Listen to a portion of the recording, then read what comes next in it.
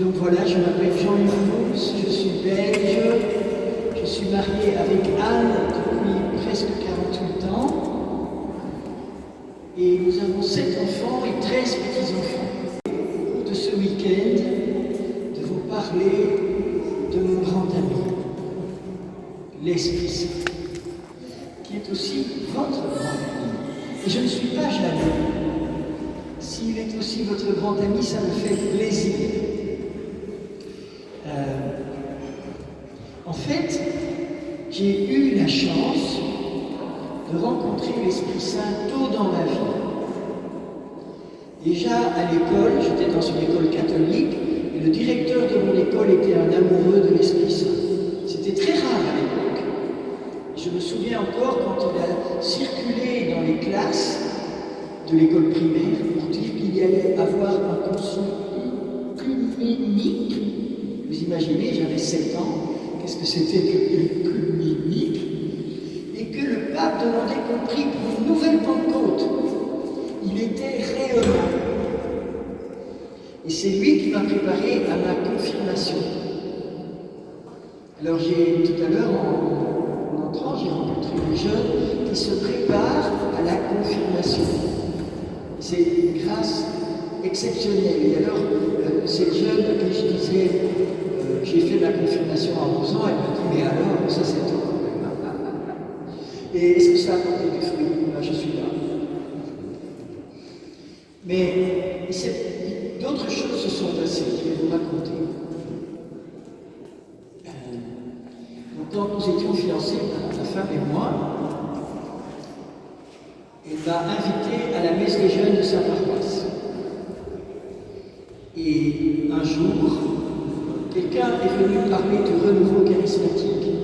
Alors je vais vous dire tout de suite, l'objectif de ce week-end, c'est pas de faire la pub du renouveau charismatique, je le dis clairement. Moi je suis rentré dedans, mais c'est pas ça que notre objectif de ce week-end, c'est l'Esprit Saint. Et donc, d'ailleurs, le renouveau charismatique, ça ne me plaisait pas du tout.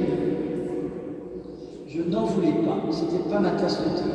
Et alors un jour, j'étais à une assemblée sur Théâtre de Chardin, rien à voir avec le renouveau, l'Esprit Saint, etc. Mais ça me turbinait. Alors j'ai fait une prière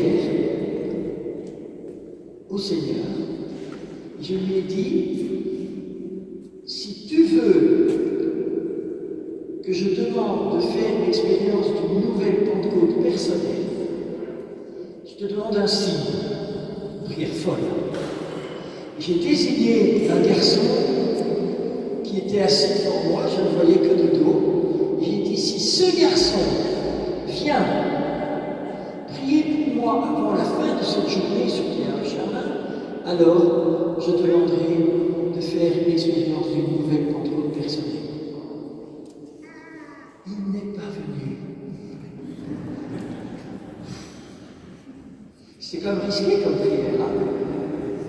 Donc il n'est pas venu et je suis gentiment sorti de la salle. J'avais la main sur la poignée de la porte quand j'ai entendu quelqu'un qui courait, qui mettait la main sur moi, qui disait « Attends, il faut que je prie pour toi. » Je me retourne. C'était mon gars.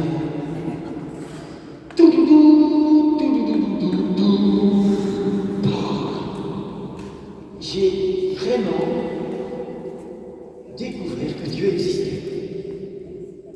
J'avais fait ma confirmation, je priais dans mon lit tous les soirs, j'allais à la messe tous les dimanches et tout. Mais Jésus, je ne savais pas qui c'était. J'avais envie de le rencontrer, mais vous savez, je suis mathématicien de formation, alors j'avais l'impression que Dieu était là-haut. Il regardait vers le bas, nous voyait faire toutes nos affaires et il n'agissait pas. Ce jour-là, Dieu est entré concrètement dans ma vie. Alors j'ai demandé qu'on prie pour moi et le résultat, c'est que je suis ici devant vous aujourd'hui. Alors, ne demandez pas nécessairement que quelqu'un vienne prier pour vous, tout ça, histoire et en plus, c'est un peu fou. Il ne faut pas mettre Dieu au pied du mur. Mais ce qui est sûr, c'est qu'il veut que nous fassions tous une expérience de son Esprit Saint ce week-end. Et ce week-end, c'est le week-end de la Pentecôte. Qu'est-ce qui s'est passé à la Pentecôte? Vous le savez, l'Esprit Saint est venu sur les apôtres et les disciples, rassemblés dans la chambre haute avec Marie, la mère de Jésus. Alors je voudrais faire une première observation. C'est quand même bizarre que les apôtres aient eu besoin de l'Esprit Saint. Parce qu'ils ont vécu 3 ans avec Jésus, ils ont tout eu. Les explications de première main, chaque fois qu'ils ne comprenaient pas, ils pouvaient dire à Jésus, mais qu'est-ce que tu as voulu dire, hein? Et pourtant, avaient-ils tout compris? Ils avaient tout compris? Non. C'est bizarre, hein? Et en plus, on voit bien que dans l'Évangile, ils ont des problèmes. Il y a un truc qui est incroyable. Quand Jésus annonce qu'il va vivre sa passion, quelle est la réaction des apôtres? Qui sera à ta droite et à ta gauche? Qui sera le premier? Allez voir dans l'Évangile. Vous imaginez, ils n'en pigeaient rien. Ils étaient dans leur... Nous, on est avec le Messie, on a trouvé le Premier ministre. Qui sera le ministre des Finances? C'était ça. Alors, quand Jésus dit « Je vais mourir », tu dis « Ah non, non, tu vas pas, non, refuse la passion. » Pierre, j'aime bien Pierre. Quand Jésus dit « Je vais mourir », Pierre dit « Allez, allons-y, et je vais mourir avec toi.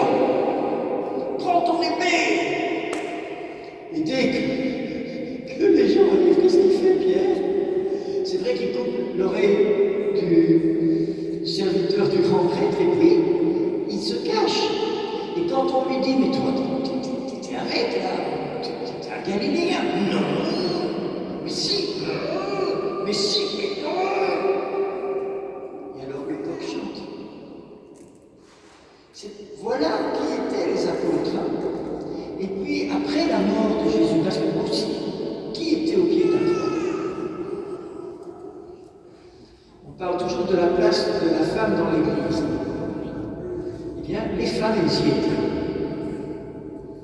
Et les disciples, les apôtres, ils étaient morts de trouille, cachés. Il restait le petit jeune, Jean. Alors, vous voyez, ça, ce sont nos apôtres. Hein. C'est des gens comme nous. Hein. On est comme eux, on est imparfaits, on a des problèmes, et bien eux aussi. Alors donc la situation n'était pas reluisante. Et puis il y a quand même, de l'autre côté, il y a Marie. Parce que vous avez remarqué que Marie était à la Pentecôte? Vous le savez? Oui. Est-ce qu'elle avait besoin de l'Esprit Saint, Marie? Moi, j'aurais tendance à dire, comme la personne que j'ai entendue, non.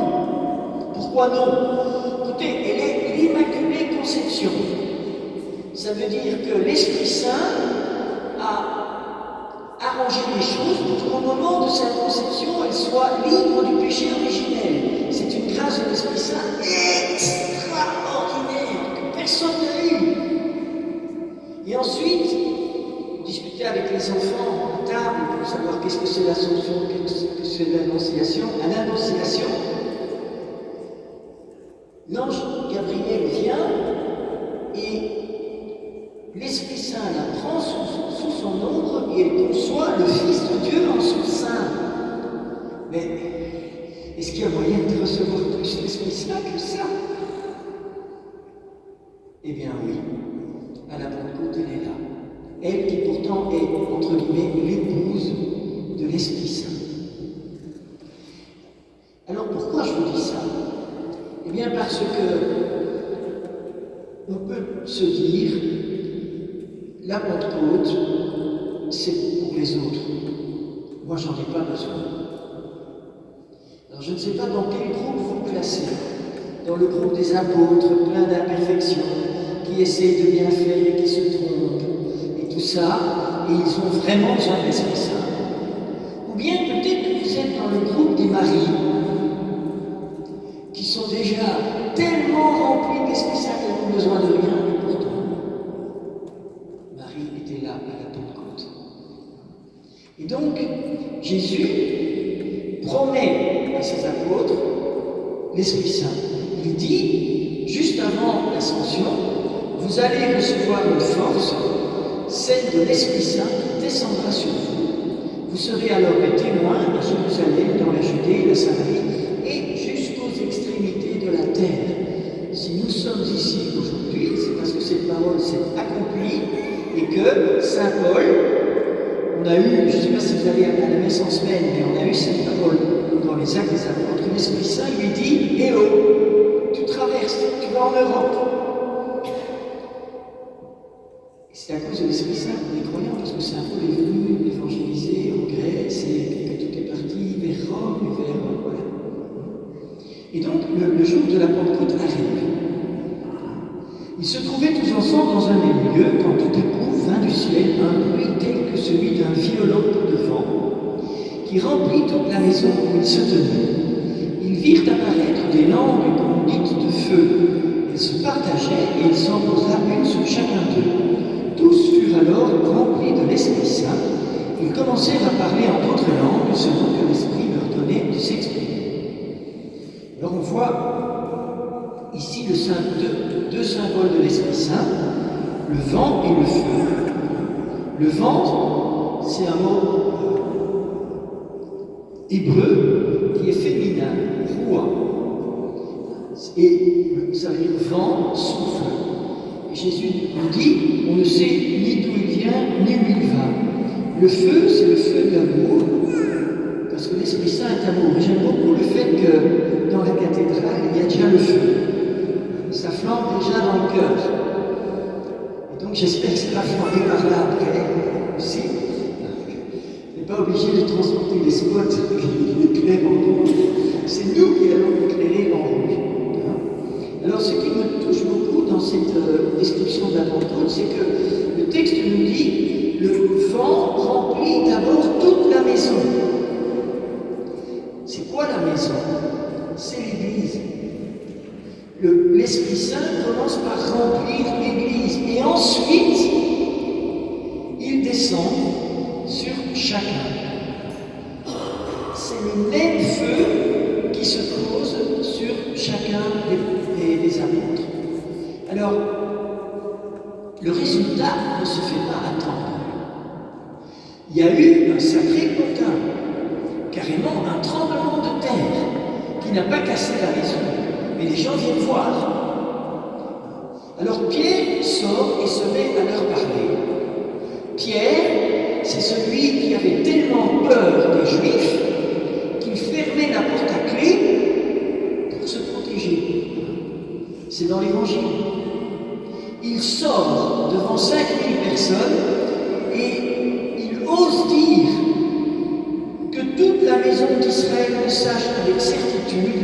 Dieu l'a fait Christ et Seigneur, ce Jésus que vous avez crucifié. Il les accuse. Parce qu'il a reçu la force de l'Esprit Saint. Tout ce qu'il a vécu avec Jésus, c'est comme si c'était brusquement ouvert, illuminé. Il peut annoncer avec assurance ce qu'on appelle le kérigme, le cœur de la foi. Le Fils de Dieu s'est fait homme, il a souffert, a été crucifié, il est mort pour nous, il est ressuscité. Par sa mort et sa résurrection, le mal est vaincu, nous sommes sauvés de nos péchés et nous aussi nous ressuscitons. Et alors, moi, ce que je trouve extraordinaire, c'est que les gens sont touchés. Et les gens commencent par dire, mais est-ce qu'ils ne parlent pas, c'est pas de Galiléens? Comment se fait-il que nous, on les entend Parthes, Mèdes, Élamites, habitants de la Mésopotamie, etc., etc. Tous ces gens parlaient des langues différentes. Ils entendent le message, ils comprennent tout. Ça s'appelle le miracle des langues. Je suis passionné par la vie des saints. Dernièrement, j'ai lu la vie de Saint Vincent Ferrier. Et pour vous dire que ce n'est pas qu'à la Pentecôte que ça se passe. Saint Vincent Ferrier était espagnol. Il a été envoyé en mission dans différents lieux. Et la plupart du temps, il allait dans un lieu où il parlait qu'une seule langue. Il a fait des missions en France, en Bretagne par exemple, où il est enterré. Tous les Bretons croyaient qu'il parlait breton. Les Basques croyaient qu'il parlait basque. Et quand il est arrivé à Genova, à Gênes, c'est un port international où on avait l'habitude d'avoir des traducteurs pour faire les négociations entre le vendeur et l'acheteur, etc. Et donc voilà qu'il est à Gênes, on prépare les traducteurs, il commence à parler, et tout le monde dit mais il parle ma langue. En fait, il ne parlait qu'espagnol. Et toute sa vie, quand il a prêché, tout le monde l'a compris. La Pentecôte. C'est génial. Moi, j'adore ces histoires-là. Je trouve que ça nous montre que c'est vrai. Parce qu'on a un procès de béatification qui a été fait tout de suite après sa mort. Donc on a des témoins qui ont signé, qui ont juré. Oui, c'était comme ça. Donc la Pentecôte, c'est pas seulement pour les apôtres, c'était aussi pour tous les chrétiens, et c'est aussi pour nous. Parce que si je vous raconte cette histoire, ce n'est pas pour faire le conteur de belles histoires et vous rappeler quelque chose qui a lieu il y a 2000 ans. Est-ce qu'il y a une Pentecôte pour nous? La réponse est vous n'êtes pas très convaincus. Est-ce qu'il y a une Pentecôte pour vous? Oui. Et je vais vous dire, vous l'avez déjà eu. Vous avez déjà eu votre Pentecôte. Parce que le jour de votre baptême, vous avez reçu l'Esprit Saint. Vous êtes devenu le temple de l'Esprit Saint. Et le jour de votre confirmation, vous avez reçu une nouvelle dose d'Esprit Saint. Je vous lis ce que dit le catéchisme sur la confirmation. L'effet du sacrement de confirmation est l'effusion spéciale de l'Esprit Saint comme elle fut accordée aux apôtres au jour de la Pentecôte. Mais vous vous rendez compte, le jour de votre confirmation, vous avez reçu une effusion spéciale de l'Esprit Saint comme à la Pentecôte pour les apôtres. C'était votre Pentecôte.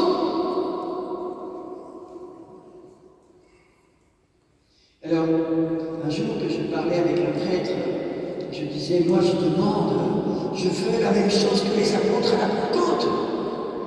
C'est un frère bien-aimé, il me dit, mais tu ne peux pas demander ça parce que tous les apôtres, c'était des évêques. Donc ils ont reçu une effusion spéciale épiscopale à la Pentecôte. Je dis, mais mon petit coco, tu te trompes.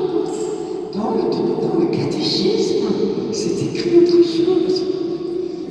Nous avons reçu la même effusion spéciale de l'Esprit Saint que les apôtres.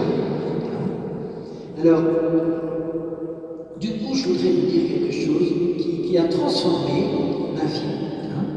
En fait, tout à l'heure, on a chanté des magnifiques chants à l'Esprit Saint. Qu'est-ce qu'on disait? Qu'est-ce qu'on a dit? Plus fort. Viens, Esprit Saint. Viens. Viens.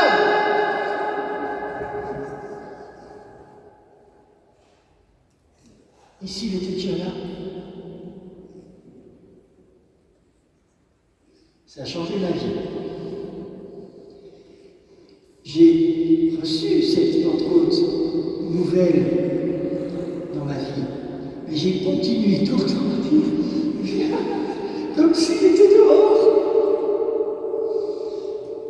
Et le jour où j'ai découvert que vraiment, il ne vient pas, si vous voulez, en disant « Salut Jean-Luc, je te fais une petite visite, je suis là pour 3 secondes, tout va bien, hop, et il s'en va. » Non, il est là. Je suis son temple. Est-ce que vous vous rendez compte que toi, tu te rends compte que tu es le temple de l'Esprit Saint, et toi, Michel, tu le sais que tu es le temple de l'Esprit Saint. Michel, c'est avec Joël, c'est Jésus que je loge. Alors c'est facile de le pointer là-bas, c'est le seul que je connais. Vous voyez, on est tous le temple de l'Esprit Saint. Il est là. Alors, quand je dis viens, Esprit Saint, en fait, je veux dire autre chose. Je veux dire, Esprit Saint, je sais que tu es déjà en moi. Prends plus de place. Je veux te laisser faire. Vas-y, guide-moi, inspire-moi, montre-moi la volonté du Père. Révèle-moi Jésus, mon Seigneur et Sauveur. Alors, nous devons donc nous rendre à cette évidence qu'il est là. Alors, je voudrais que quelqu'un vienne m'aider. Tu peux, toi, avec ton t-shirt vert, là. C'est pas un piège, hein. C'est vraiment pas un piège. C'est parce que comme je tiens un micro dans les mains, j'ai plus d'autres mains disponibles. Est-ce que tu veux bien prendre le verre d'eau? On va d'abord, voilà. Donc grâce à Joël, vous avez compris que c'est chez elle une gorge, on a pu préparer une petite expérience que je voulais faire. Donc voilà. Alors, est-ce qu'on peut... Attends, on va se mettre ici de côté pour qu'on puisse bien zoomer sur le verre. Vous voyez le verre qui est là? Voilà, très bien. On va essayer de ne pas bouger. Est-ce que tu peux abaisser un peu pour que le verre soit davantage au centre de là? Voilà, c'est bien. Alors, ça c'est moi et ma vie. Alors, quand j'ai été baptisé, l'Esprit Saint est venu.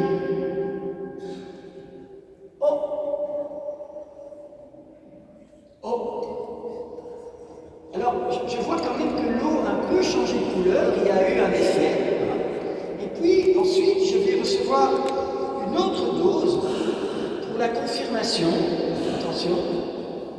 Hop, j'insiste, voilà.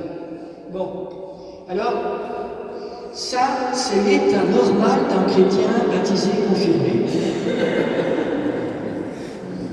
C'est-à-dire que l'Esprit Saint est là.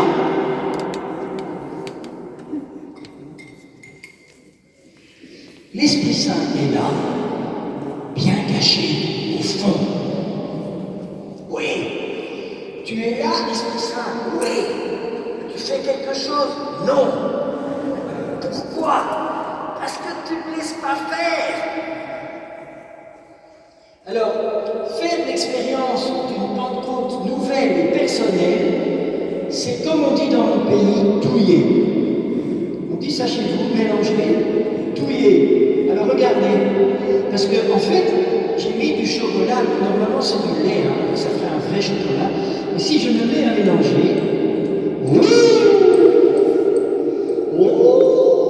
regardez-moi ça. Ça c'est une vie animée par l'Esprit Saint. Vous avez compris? Merci Benoît, tu peux déposer. Tu es un assistant excellent. Tu n'as pas la cravate, par exemple, c'était très bien. Est-ce que vous m'avez compris? L'Esprit Saint est déjà là. Et il faut le réactiver un petit peu, lui donner un feu vert.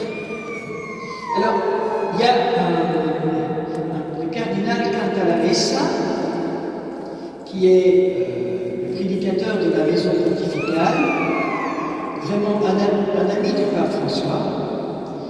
Il a un jour expliqué que, vous savez, le baptême et la confirmation, ce sont des sacrements. Alors, est-ce qu'un sacrement, c'est un truc magique? Et ça marche. Eh bien, figurez-vous que non. Je vais vous faire une petite catéchèse sur les sacrements. Donc, dans un sacrement, il y a une intervention directe et efficace de Dieu, et qui s'appelle, on dit que les sacrements agissent, excusez-moi de faire le malin, mais c'est ex opere operatum. Ça veut dire par le fait même que l'action est accomplie. Donc, quand je suis baptisé, boum, je reçois l'Esprit Saint. Mon péché originel est lavé. Je deviens le frère du Christ. Tout ça. Et puis la question, c'est que les fruits du sacrement dépendent des dispositions de celui qui les reçoit. Donc, tout est fait et reste à faire. C'est-à-dire que ma participation au sacrement est importante. Par exemple, si une personne reçoit le sacrement de mariage en état de péché mortel, normalement ça ne se fait pas parce qu'on se confesse avant, on est bon, hein? Eh bien, le sacrement est donné et inefficace, parce que le péché mortel empêche la grâce d'agir. Si je me confesse après, brusquement le sacrement devient efficace parce qu'il a été donné. Eh bien, dans le baptême, c'est la même chose. J'ai reçu le baptême quand j'avais 3 jours. À Kinshasa, au Congo, j'ai la photo avec un père blanc avec une grande barbe qui m'a... Et j'ai aucun souvenir, hein, j'ai rien senti. Il a fallu qu'à un certain moment, je dise à l'Esprit Saint, d'accord, vas-y, je suis prêt. Et c'est pour ça que le cardinal Cantalamessa Messa explique qu'il y a des sacrements qui sont liés, dans le sens où ils sont liés à l'accueil que la personne veut bien donner. Et c'est très important ça. Du coup, notre situation c'est quoi? C'est que nous sommes baptisés et confirmés, l'Esprit Saint est venu en nous, mais il peut faire plus si nous nous ouvrons davantage à lui, parce qu'il respecte notre liberté. Ça doit vous rassurer beaucoup. Parce qu'en fait, en règle générale, on a la trouille. On se dit, et si jamais, hein, par exemple les jeunes, quelle est la trouille du jeune qui va dire peut-être oui à l'Esprit Saint? Et si je dis oui à l'Esprit Saint et qu'il me demande de devenir une bonne sœur, c'est terrible. Donc je dis pas oui. Mais l'Esprit Saint respecte ma liberté, il ne va pas me demander des choses que je ne veux pas. L'Esprit Saint va transformer notre vie. Alors voilà, donc ce week-end, nous allons ensemble demander de faire cette expérience d'une nouvelle Pentecôte personnelle. Si vous regardez dans les Actes des Apôtres, vous voyez qu'ils n'ont pas été... Ça n'a pas suffi la Pentecôte. Regardez dans les Actes, chapitre 2, verset 1, la Pentecôte. Chapitre 4, c'est-à-dire 15 jours après. Ils sont persécutés, ils ont des problèmes, ils prient. Le Seigneur fait quelque chose. La Pentecôte n'a pas suffi. Et rebelote, non. Deuxième Pentecôte. Ils reçoivent encore plus d'Esprit Saint, plus de puissance, plus d'amour. Donc c'est normal qu'on reçoive différentes Pentecôtes. Pourquoi l'Église fête la Pentecôte tous les ans, à votre avis? Pourquoi? C'est pour s'installer sur une chaise et se dire: ah, c'était quand même chouette la Pentecôte, hein? Vous croyez que c'est ça? L'Église fête la Pentecôte tous les ans parce qu'elle voudrait que nous vivions une Pentecôte tous les ans. Au minimum. Au minimum. Et c'est ça qu'on va vivre. D'une manière spéciale, parce que dans cette paroisse, on a voulu se préparer d'une manière spéciale. Et c'est génial. Alors, vous voyez, je vous raconte tout ça pour vous montrer que nous devons redemander l'Esprit Saint régulièrement, c'est normal. C'est même très bon.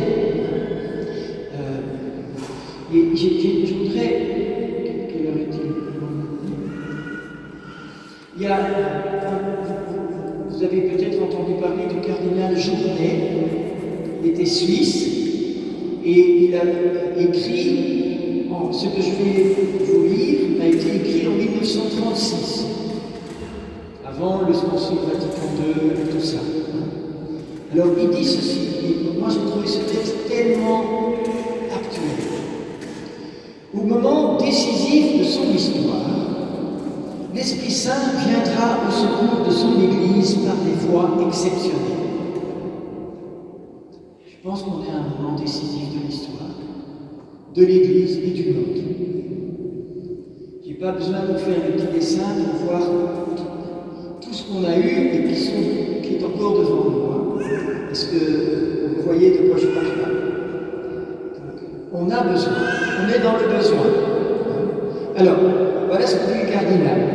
Il suscitera en elle, dans l'Église, des miracles de force, de lumière, de pureté. Dans la hiérarchie, dans le peuple de fidèles, des hommes et des femmes se lèveront. Ils auront pour annoncer leur message tant de netteté dans la voix, tant de sainteté dans le cœur, que le monde croira entendre les apôtres. Fantastique! C'est écrit en 1936. Ils seront les vrais prophètes. Ils prophétiseront pour éclairer à la lumière de la révélation le mouvement de leur époque et les besoins de l'humanité. Est-ce qu'aujourd'hui on n'a pas besoin de ça? Les mouvements de notre époque et les besoins de notre humanité, on est en plein dans les difficultés. Qui va se lever avec l'Esprit Saint? Si nous acceptons de nous laisser pleinement prendre par lui. En eux, reparaîtront sous une forme adaptée aux conditions nouvelles de la vie de l'Église. Les grâces charismatiques qui, au témoignage de l'Écriture, furent élargies aux premiers chrétiens. Ces venues de l'Esprit, ces visites, pourront se borner parfois à des secours miraculeux, mais le plus souvent, les manifestations charismatiques de l'Esprit Saint ne seront elles-mêmes que le signe extérieur, le contre-coup sensible d'une effusion surnaturelle, incomparablement plus précieuse encore, de grâce et de sainteté. Une nouvelle Pentecôte personnelle. Voilà ce qu'annonce le cardinal Journet en 1936. Il conclut en disant: Newman avait raison lorsqu'il pensait qu'à l'exemple de ce qui s'est produit lors de la première Pentecôte, les temps des miracles correspondent à des temps de sainteté. Alors ce que Dieu nous demande, c'est de nous ouvrir à son Esprit Saint. Et l'Esprit Saint, c'est celui qui fait les saints. Alors,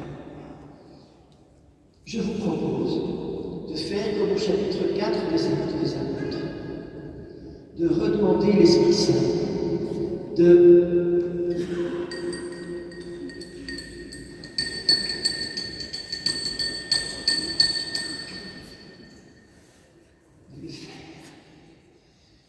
sortir des tréfonds de votre âme, où il réside bien caché, pour qu'il remplisse votre vie spirituelle de ses dons. Parce que l'Esprit Saint est hyper généreux. Il donne des dons.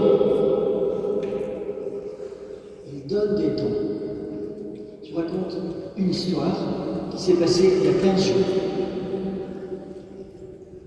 Je reçois un coup de téléphone. C'est quelqu'un que je ne connais pas très bien qui me dit: Jean-Luc, ma fiancée souffre terriblement après un accident de voiture. Elle a un problème au cervical. Elle est allée voir les médecins, radio, kiné, comment est-ce que vous appelez ça, physiothérapeute, c'est ça? Ceux qui soignent le mouvement. Bref, c'est le problème de traduction du français vers le français. Le bon français belge vers le français commun, et moi non. Comment est-ce que vous avez des kinésithérapeutes? Oui, hein. Elle avait fait de la kiné. Nous on dit on fait de la kiné, chez vous, ça se dit comme ça aussi? Oui. Ouais. Rien n'y faisait de toute façon. Elle avait tellement mal qu'il n'y avait aucun moyen de la soulager. Et donc le fiancé me dit: Jean-Luc, est-ce qu'on ne pourrait pas prier pour elle? Je dis: ben écoute, non, d'accord, on organise un petit groupe dans la chapelle, à 200 mètres de la maison. Nous étions 3 plus le fiancé à prier pour Charlotte. Je ne sais pas comment vous auriez vécu ça. Donc on était là et on priait. Et dans notre mieux. Et puis bon, après, on s'est quittés. Le lendemain matin, il était guéri. Plus rien. Et je rencontre le garçon avec lequel j'avais prié. Il me dit: tu sais, je ne croyais pas que ça allait marcher. C'est dingue, non? C'est dingue. Parce que dans les Actes des Apôtres, même l'ombre de Pierre guérissait les malades. Et Jésus a dit: quand je serai élevé au ciel, vous ferez des choses encore plus grandes que moi, que celles que j'ai faites moi. Et est-ce qu'on voit dans les évangiles que l'ombre de Jésus guérissait? Non, c'est seulement Pierre qui avait ça. Donc, l'Esprit Saint va nous utiliser. Demain, je vous raconterai d'autres histoires, comment il nous utilise. Et en tout cas, une chose, c'est qu'il va nous faire découvrir Jésus comme une personne vivante. Quand j'étais adolescent, j'ai commencé à m'intéresser à la science et tout ça. Et j'ai lu un gros livre de 600 pages de philosophie, de comment se pose aujourd'hui le problème de l'existence de Dieu. Et ça m'a convaincu qu'il y avait un Dieu, mais Jésus. Qui peut dire ici qu'il a rencontré Jésus comme une personne vivante? Bien, moi je peux le dire. Et quand j'ai eu fait cette expérience de Pentecôte personnelle, ça n'a pas été un retournement de situation complet. J'ai eu l'impression que rien n'était changé en moi. Mais petit à petit, j'ai commencé à avoir envie de prier. Aujourd'hui, je prie tous les jours. Si je n'ai pas mon temps d'adoration, je suis comme un poisson hors de l'eau. J'ai besoin d'être face à face avec lui, de l'écouter, de lui parler. C'est l'heure de l'Esprit Saint. Et si nous acceptons de le délier, nous allons découvrir Jésus comme une personne vivante. Et aussi, la parole de Dieu a changé complètement pour moi. Je peux maintenant vous dire quelques paroles de l'Évangile qui sont inscrites dans la chair. Romains 12, 1, 2. offrez, je vous exhorte, frères, par la miséricorde de Dieu, à offrir vos personnes en hostie vivante et sainte, agréable à Dieu, et que le renouvellement, c'est une parole de ma vie. J'essaie de la vivre tous les jours. Vous voyez, la parole devient vivante. Alors, c'est pas que j'essaie de la comprendre, je ne fais pas un groupe de partage pour dire et toi tu comprends quoi et moi je comprends. Non. Elle est comme révélée en moi. Je raconte une petite histoire pour vous montrer. Donc, quand j'ai fait cette expérience, pour moi c'était l'expérience du renouveau charismatique, je me suis marié avec ma chère Anne et j'allais prier dans un groupe de prière. J'ai dit à ma femme, viens, tu vas aussi prier avec moi. Et il dit non. Si, non, si. Alors, les premiers mois, 3-4 premiers mois de notre mariage, nous avions un sujet de dispute. Bien joué. C'était viens avec moi au groupe de prière. Si, non, si, non. Un jour, je me dis, il faut arrêter ce truc. Donc, je vais à une réunion, et là, on me parle d'autre chose. C'était la prière du cœur oriental, qui consiste à répéter ce que l'aveugle de Jéricho a dit à Jésus, Seigneur, fils de David, aie pitié de moi, pécheur. Et les orientaux vous répètent cette prière tout le temps, tout le temps, tout le temps. Alors je rentre à la maison, je dis à ma femme, allez, pourquoi tu ne dirais pas la prière de Jésus? Je change de sujet. Non, si, non, si, non, dispute. Alors on va prier, c'est beau quand même. Hein. Quand on se disputait, on allait prier, on se met au pied du lit, à genoux, j'ai ma Bible, on prie, j'ouvre, et qu'est-ce que je reçois?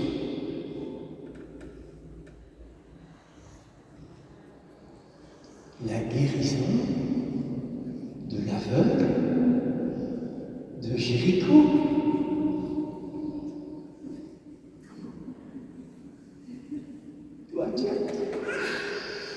J'étais sûr, j'avais raison, quoi. Alors, et ma femme a bien vu que c'était ça. Elle s'attendait à ce que je lui redise j'ai raison, tu as tort, tu vois, il faut qu'on y a qu'à, etc. Et avant de dire quoi que ce soit, je lis le texte et je m'aperçois que dans cet évangile, c'est pas Bartimée. Il y a 2 aveugles. Et brusquement, je comprends que l'Esprit Saint est en train de me parler. Il ne parle pas à ma femme, il me parle à moi. Et il me dit, Jean-Luc, tu crois faire le malin avec ta femme. Mais en fait, tu es aussi aveugle qu'elle. Vous êtes 2 aveugles. Alors je me tourne vers Anne, je lui dis, ma chérie, voilà ce que je comprends. L'Esprit Saint me dit que je suis aussi aveugle que toi. Elle m'en revient. Et alors, on a pu parler et vraiment aller au fond des choses. Et on a décidé qu'on ferait une retraite ensemble, et qu'à la fin de la retraite, c'est elle qui déciderait. Et si je suis aujourd'hui avec vous, c'est parce qu'elle a dit oui. Vous voyez, ça c'est l'action de l'Esprit Saint. Alors, je voudrais vous proposer de faire une prière qui est, je pense, extrêmement importante. Puisque vous avez compris que l'Esprit Saint est là déjà, pourquoi ne pas lui parler régulièrement et lui dire Seigneur Esprit Saint, tu es là et je t'aime. Seigneur Esprit Saint, tu es là en moi, tu es là, je suis ton temple, tu es là et je t'aime. C'est une prière qui va changer votre vie. Ça va changer votre vie. Je la fais très souvent. Seigneur Esprit Saint, tu es là et je t'aime. On peut le dire tous ensemble. Seigneur, tu es là.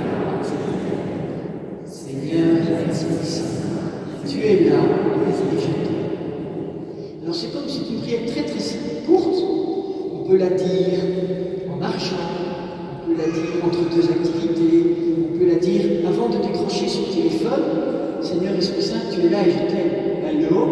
Oh là là, c'est un tel, qu'est-ce que je vais dire? Je viens d'appeler l'Esprit Saint. Parce que l'Esprit Saint, il s'occupe de tout, de notre vie quotidienne, des choses normales. Alors, pour ceux qui hésiteraient encore, il y a un saint que j'aime beaucoup, qui s'appelle Philippe Néri. Et Philippe Néri a fait cette expérience d'une nouvelle Pentecôte dans sa vie, alors qu'il était baptisé, mais il n'était pas encore prêtre. Et il a été dans les catacombes de Rome, prié aujourd'hui, la veille de la Pentecôte, il a demandé à l'Esprit Saint de venir. Et qu'est-ce qui s'est passé? Il y a une boule de feu qui est venue, qui est entrée en lui et qui s'est mise dans son cœur. Et à partir de ce moment-là, ça a été un homme brûlant d'amour. Quand après sa mort, on a regardé, en fait, son cœur s'était dilaté à cause de la présence de l'Esprit Saint et les côtes s'étaient écartées pour laisser le cœur prendre plus de place. Son cœur chauffait tellement que tout l'hiver, il était déboutonné et si jamais il fermait trop sa chemise, il brûlait. Alors ma femme m'a dit, je t'interdis d'avoir l'expérience de Philippe Néri, tu ne peux pas réparer tes chemises toutes les semaines. Alors, ça, je sais que ça ne m'arrivera pas. Mais selon, c'est arrivé à Philippe Néri pour que ce soit pour nous comme un modèle. C'est possible. Alors, vous avez, ici au fond de votre petit carnet, la prière que demain nous ferons à la fin de la messe de l'après-midi. Cette prière a été composée pour être une prière de renouvellement de notre Pentecôte personnelle. Et je voudrais simplement terminer cette causerie d'aujourd'hui en la lisant avec vous, peut-être en faisant 2-3 commentaires. Et je voudrais vous demander si c'est possible de la lire plusieurs fois avant demain. Par exemple, ce soir avant d'aller au lit, lisez-la une fois. Et puis vous dormez après. L'Esprit Saint va utiliser ça pendant votre sommeil. Pendant l'adoration de ce soir, il y a une veillée, lisez-la.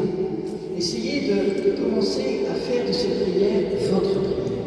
Et puis, demain, on la dira tous ensemble. En tout cas, ceux qui veulent. Personne n'est obligé. Mais pour ne pas vous prendre par surprise et vous faire dire des choses avec lesquelles vous n'êtes pas d'accord, je veux vous le faire découvrir maintenant en vous expliquant 2-3 points pour que ce soit clair. D'accord? Alors, on commence. Seigneur Esprit Saint, je crois en toi. Tout commence par là. Est-ce que je crois en lui? Je crois que tu es l'amour qui unit le Père et le Fils. L'Esprit Saint est la troisième personne de la Sainte Trinité, à égalité avec le Père et le Fils. Je crois que tu es celui qui a engendré Jésus dans le sein virginal de Marie. C'est grâce à l'Esprit Saint que Jésus a été conçu dans le sein de Marie. Je crois que tu es la force d'en haut promise par Jésus à ses disciples. Je crois que tu es le feu descendu sur les apôtres et la Vierge Marie à la Pentecôte. Voyez, ici, nous sommes dans une proclamation de notre foi. Nous croyons dans l'Esprit Saint et nous disons que nous savons tout ce que nous lui devons. Seigneur Esprit Saint, je crois que sans toi, je ne peux rien faire. Sans toi, je ne peux pas répondre pleinement à l'appel de suivre Jésus et de servir mes frères. Et vous savez que c'est pour ça que Jésus a promis l'Esprit Saint. Il a dit à ses apôtres, il faut que je m'en aille. Et quand je serai auprès du Père, je vous enverrai l'Esprit Saint. Il vous fera vous souvenir de tout ce que je vous ai dit. Vous voyez? Alors, ensuite, après avoir affirmé notre foi, nous allons énoncer notre besoin. Je sais que je t'ai reçu le jour de mon baptême et de ma confirmation. D'accord? Mais je vois bien que jusqu'à présent, je ne t'ai pas laissé assez de place dans ma vie. C'est pourquoi, Seigneur Esprit Saint, en ce jour, je veux t'ouvrir mon cœur. Et ça, c'est la phrase décisive. Donne-moi de vivre une nouvelle Pentecôte personnelle.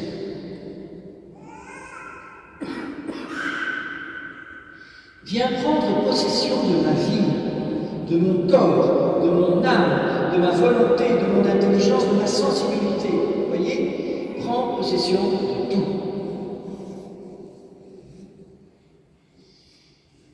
Si nous voulons que l'Esprit Saint prenne plus de place en nous, il faut lui faire de la place. Ce qui signifie qu'il faut se donner à lui. Je te demande de te donner à moi, et moi, je me donne à toi. Il y a une mystique française qui s'appelle Gabrielle Bossis, que j'aime beaucoup parce qu'elle a des conversations avec Jésus, et à un certain moment, Jésus lui dit, tu sais, quand tu voudrais venir chez toi, oui, mais il y a tellement de bazar dans les pièces où tu m'invites qu'il n'y a pas de place pour moi. Donc il faut faire un petit peu de ménage. Je me donne à toi. Je te fais de la place. Je me livre à toi. Et la conséquence alors de ce don de nous-mêmes, ce sera qu'on va se laisser faire par l'Esprit Saint. C'est la partie suivante de la prière. Guide-moi, éclaire-moi, conseille-moi, soutiens-moi, envoie-moi. Viens confirmer en moi ce qui doit être affermi. Viens m'aider à convertir en moi ce qui doit être changé. Donne-moi tous les dons dont j'aurai besoin pour servir mes frères et brûler d'amour pour eux. Utilise-moi comme tu veux, je suis prêt à te servir d'instrument. Et est-ce que vous êtes prêts? Est-ce que vous êtes prêts? Parce que je peux vous dire, en tout cas moi j'ai jamais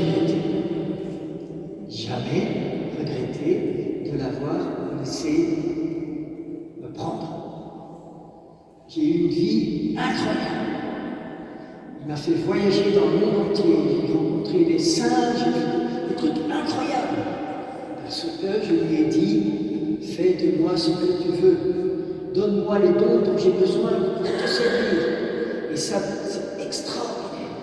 Et surtout, ne vous dites pas, mais ça c'est pour les jeunes, moi j'ai 85 ans, c'est trop tard. Non!